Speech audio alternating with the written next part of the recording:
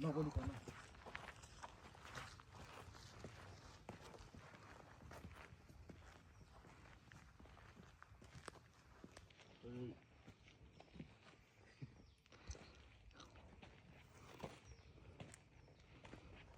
चाहिँ यो नक्कल पार्टी हिँडिरहन्छ अगाडि अगाडि बडी साडी सो गर्दै। यो चाहिँ अन्तुको के भन्छ सल्लाहघारी। तर अन्तु चाहिँ कस्तो सुनसान अल्छी लाग्दो, चरामुसा पनि केही नकराउने रहेछ। हामी चाहिँ अन्त्य डुल्न आउन चाहिँ अल्छी नै लाग्दो रहेछ। सायद यति बेला त्यति सिजन नभएर होला सुनसान रहेछ। र पनि हामी चाहिँ यसो बुढाबुढी दुईजना मात्रै भए पनि रमाइलो गर्दै हिँड्दैछौँ। एउटा चरा कराउँछ घरिघरि, त्यति नै मात्र कराउने भनेको। हामी चाहिँ खास गरी भ्युटाघर जाँदैछौँ अन्तुको। भ्युटाघर चाहिँ कस्तो छ, धेरै वर्ष पहिला अगाडि आएको थियौँ, अझै नआएको धेरै भयो, धेरै वर्ष पछि आएको। बाटो पनि अलिक पहिला हेर्दा अलिक बनिएछ अहिले चाहिँ। पहिला चाहिँ बाटो पनि यतिको राम्रो थिएन।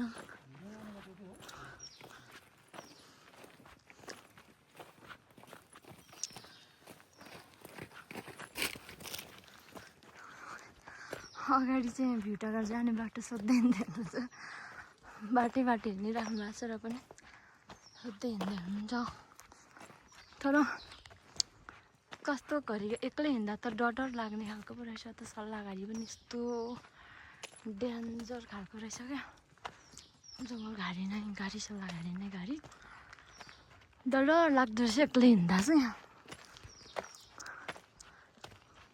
निशान सर फर्किनुहोस् न।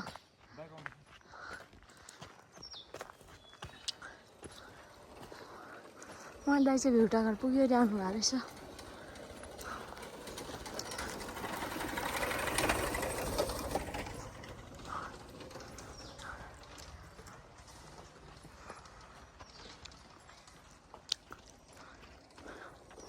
बाटो चाहिँ यस्तो छ बाटो। बाइक चाहिँ आउँदो रहेछ आउन चाहिँ। हाम्रो चाहिँ बाइक उकालो ल्याउनै सकिन र तलै राखेर आयौँ कि हिँड्दै आया। बाटो पनि चिप्लो रहेछ अलिक। त्यही भएर बरु हिँड्दै हेर्दै हिँड्नुपर्छ कि, अनि मात्रै रमाइलो हुन्छ। हामी चाहिँ हिँड्दै आउँदैछौँ, जान्दैछौँ। सरको हालत यस्तो छ, पुरा पोजिसन दिएर बसिराख्नु भएको छ।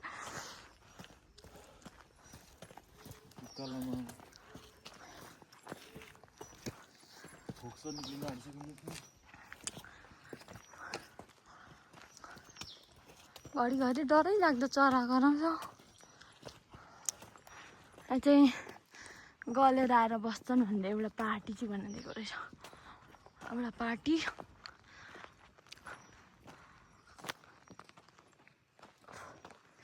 चुइगम खाँदै बोलेको अलिक कस्तो भयो क्या। अझ चुइगम नखाइकन बोल्नु पर्यो। अझै आइपुगेन, गलिसक्यो। तलदेखि हिँड्दै आएको। हाम्रो सर चाहिँ इलाममै जन्मेर पनि इलामकै ठाउँहरू घुम्न आउनु भएको छैन। अन्तु नआउनु भएको धेरै भयो अरे। धेरै भयो त के, जन्मेदेखि नै अन्तै आउनु भएको रहेनछ नि। सरको चाहिँ हिजो बर्थडे थियो, अनि आज चाहिँ मैले सरप्राइज दिन अन्त घुमाउन लिएर आएको। आउन चाहिँ तर अल्छी लाग्दो रहेछ रहन चाहिँ। यसो यही धुपीघारीहरू हेरेर चित्त बुझाएर जाँदा हुने रहेछ। हुन चाहिँ त्यहाँबाट चाहिँ कहाँ जानुभएको हजुर? बाटो छ र? पर्खिनु न त डर लाग्छ क्या एक्लै हामी चाहिँ अब यस्तो बाटो हिँड्दै जाँदैछौँ यस्तो पर्खिनु न डर लाग्छ क्या मलाई यो कराक सुनेर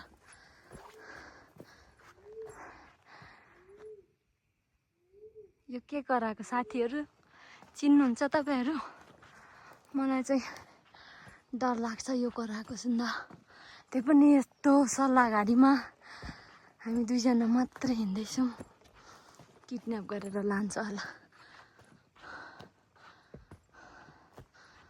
कराम नै छोड त हामी आएपछि त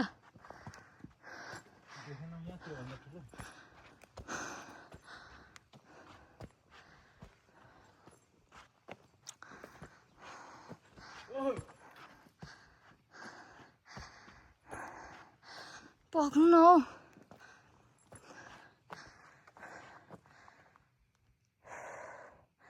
यहाँ चाहिँ उस्तै मान्छे एक्लै आयो भने चाहिँ डरले आत्तिएरै भाग्छ होला हामी सिधान्दा दुईजना छौँ र डर लागेको छैन म चाहिँ साँच्ची भन्नु नि एक्लै आयो भने यहाँ चाहिँ बस्दिनँ होला हिँड्दिनँ होला बस्दिनँ त के भन्नु हिँड्दिनँ होला एक्लै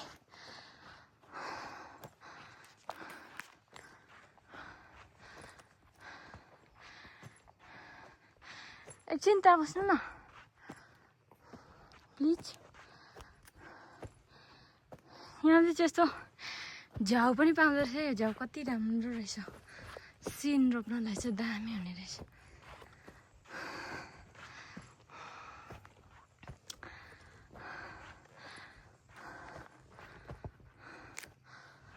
कहाँ ल्याउनु हो